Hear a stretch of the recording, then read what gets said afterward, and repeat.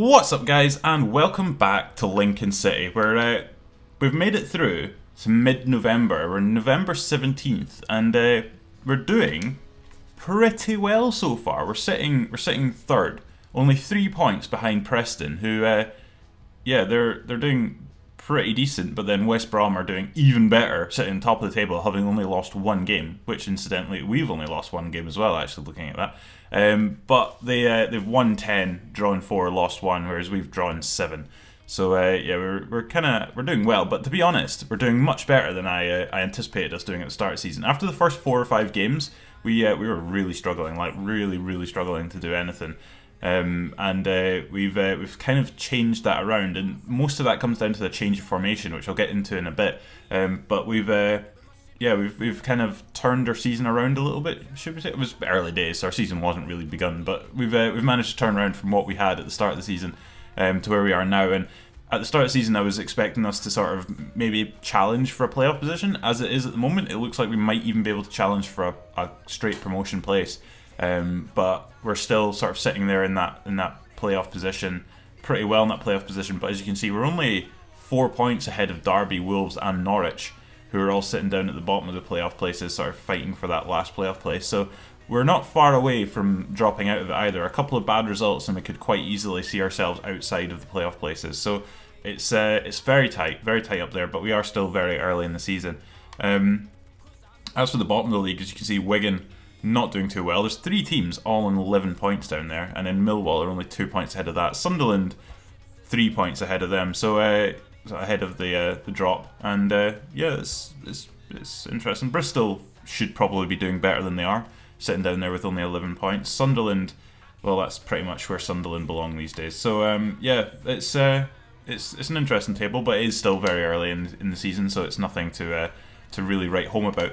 But we've changed our formation, and our formation is working very well for us. So since we changed this, it's given us a lot more pace at the top end of the field, and a lot more ability for our players to play off one another. What was happening previous was we had our four defenders, 2 defensive midfielders, attacking midfielder, 2 wingers, well, not really wingers, right mid and a left mid, and a striker.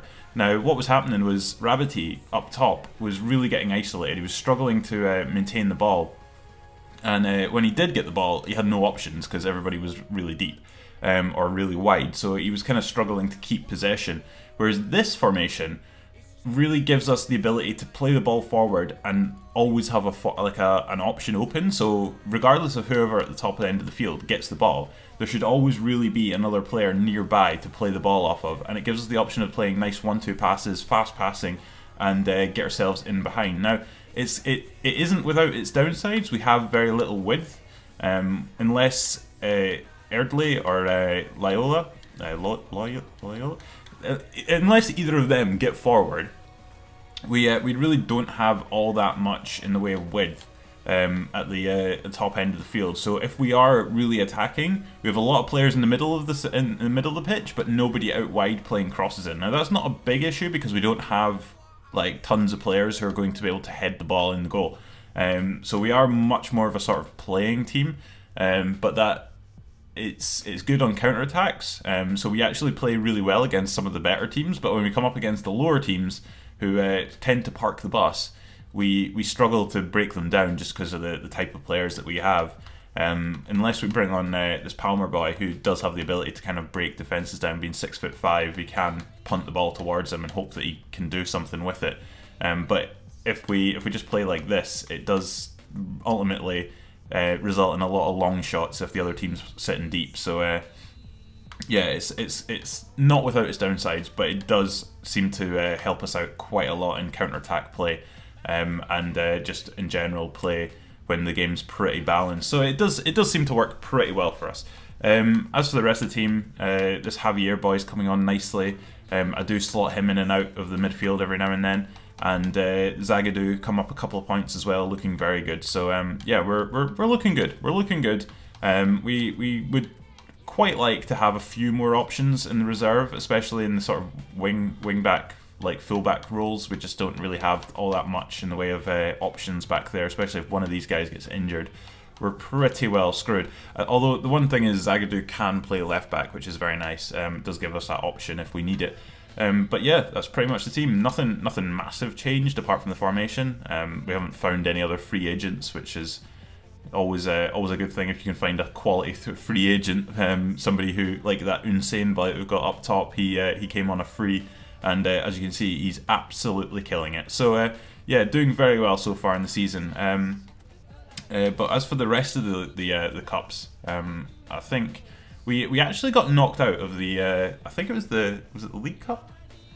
I'm not sure what cup it was. We got knocked out of one of the cups very early on. In fact, we got knocked out of the cup before I even recorded last week's video. I just forgot to actually mention it.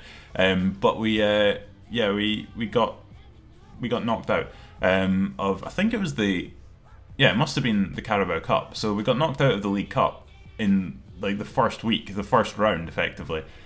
So it's really not great that we got knocked out that early on. But to my surprise, we're actually in the Europa League.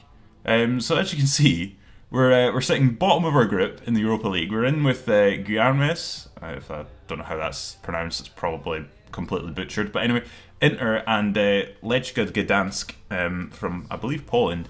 We're in that group. It's tough. There's nothing easy about it. I think it's Victoria, the team at the top.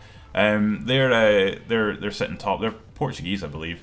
Absolutely, well, not killing it, but they're doing pretty well. In fact, the only points we've managed to get in this entire group was we managed to beat Inter in like a last minute, I think it was a last minute goal, or it was very late on, we managed to get a goal against Inter, which won it for us.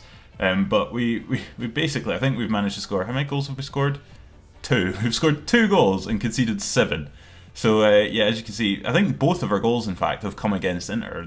We played Inter in the first game of any of it. I think we managed to lose, 4-1 in that game.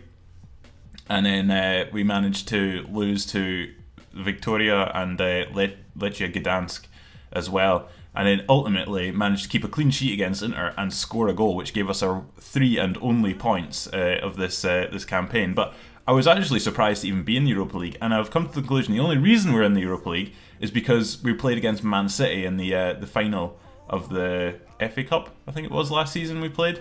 So we played the final. Obviously Man City were good enough this season to actually qualify for the Champions League, unlike last season where they ended up in the Europa League. They've actually qualified for the Champions League. So the Europa League slot that they would have got for winning the FA Cup has been passed down to us. So that's how we've ended up in the Europa League, because I was completely surprised. I didn't expect us to be in this competition whatsoever. So it wasn't until I randomly found us playing against Inter that I was like, wait a minute, why are we in the Europa League? It's worked out pretty well for us. So it does mean that we've got ourselves a little bit extra money to play with, because Europa League money is pretty good. It's not amazing, but it's better than nothing. So although we're probably not going to qualify through this group, it would be quite a surprise if we did. Having said that, we're only 2 points off Inter and Gdansk, so it is possible. We've got 2 games left to play. It is possible that we can play our way into the round of 32, but I'm not holding out any hope for that.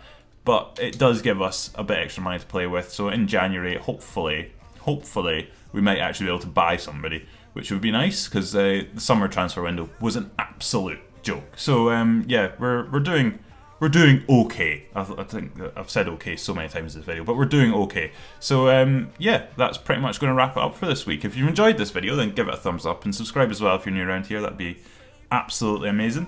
And I'll catch you guys next week. So until then, cheerio.